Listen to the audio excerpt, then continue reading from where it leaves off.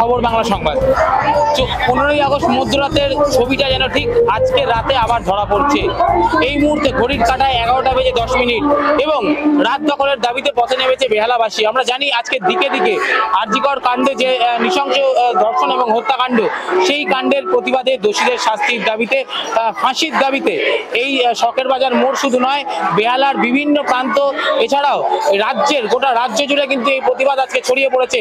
মোমবাতি জ্বালিয়ে প্রতিবাদ জানাচ্ছেন এবং এই প্রতিবাদের আগুন যেন দাবানলের মতো একের পর এক রাজ্যে একের পর এক জায়গায় ছড়িয়ে পড়ছে। আমরা এই মুহূর্তে রয়েছি শখের বাজার, আমরা সেইখান থেকে ছবি আপনাদের দেখাবো দোষীদের ফাঁসির দাবিতে। এখানে কিন্তু একদম শখের বাজার যে main road, Diamond Harbour road, একদম পথ অবরোধ করে বসে রয়েছেন এবং পিছনে যে ব্যানার একদম স্পষ্ট লেখা রয়েছে দোষীদের ফাঁসি চাই, এবং সেই দাবিতে কিন্তু তারা আজকে এখানে অবস্থান করছে। এবং আমরা জানি আজকে রাজ্যের দিকে দিকে কিন্তু এই অবস্থান বিক্ষোভ তাদের চালানো হচ্ছে।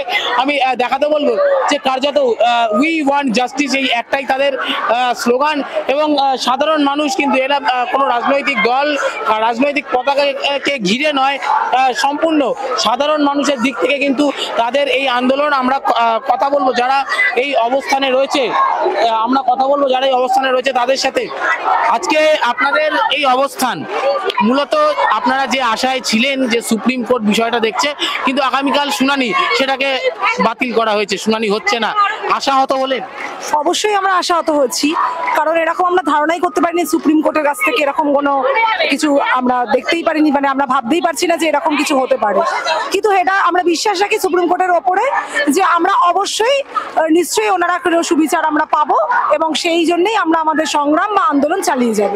আপনারা আজকে এই এত মহিলারা একসাথে বেহালা রাস্তায়, রাজনৈতিক দল নির্বিশেষে আপনাদের কি কি দাবি জানাচ্ছেন, কি দাবি রাখছেন? দাবি আমাদের একটাই, বিচার চাই, এবং আমাদের যারা যারা অপরাধী, যারা যারা যুক্ত, শুধু তো একজন বা দুজন নয়, এই সমগ্র অপরাধীকে খুঁজে বের করতে হবে এবং তাদেরকে দৃষ্টান্তমূলক শাস্তি দিতে হবে, এটাই আমাদের দাবি। আজকে যে সুপ্রিম কোর্ট জানিয়ে দিল যে আগামীকালের শুনানিটা হচ্ছে না, সেক্ষেত্রে যে নির্যাতিতা তার বাবা মা অনেকটাই আশাহত হয়েছেন, কারণ তাদের মনেও একটা আশা ছিল, আপনারা প্রত্যেকে তাদের পাশে রয়েছেন।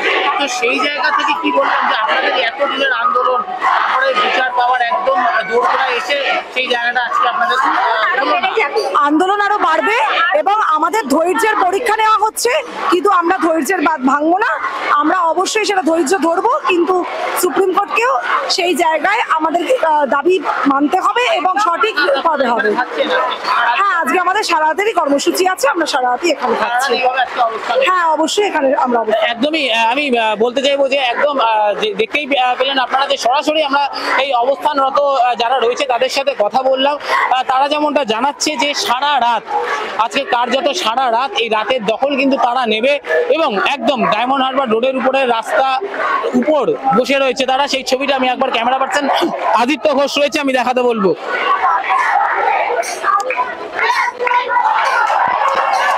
শুধু তাই নয়, এই যে আমি পিছনের যে সাধারণ মানুষের ভিড়, যে একদম ডিএইচ রোডের উপরে শখের বাজার মোড়, সেই ভিড় রয়েছে এবং মোমবাতি জ্বালিয়ে কিন্তু তাদের যে প্রতিবাদ, সেই প্রতিবাদ দেখানো হচ্ছে। পাশাপাশি পুলিশি নিরাপত্তা, আমরা সেই ছবিটা একবার আপনাদের সামনে রাখবো।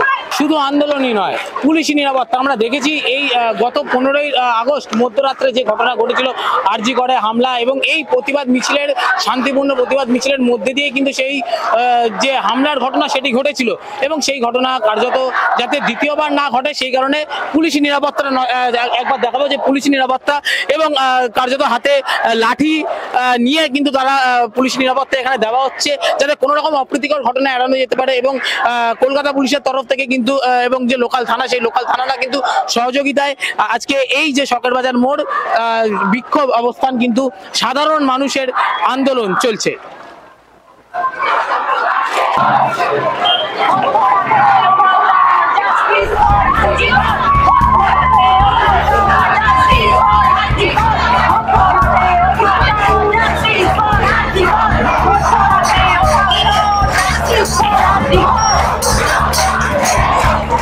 কার্যত শখের বাজার রোড, যেটা আপনাদের দেখালাম, শখের বাজার রোড কার্যত অবরুদ্ধ এই মুহূর্তে।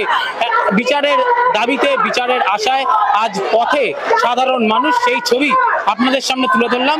ক্যামেরায় আদিত্য ঘোষের সাথে আমি দেবকুমার, খবর বাংলা সংবাদ, বেহালা।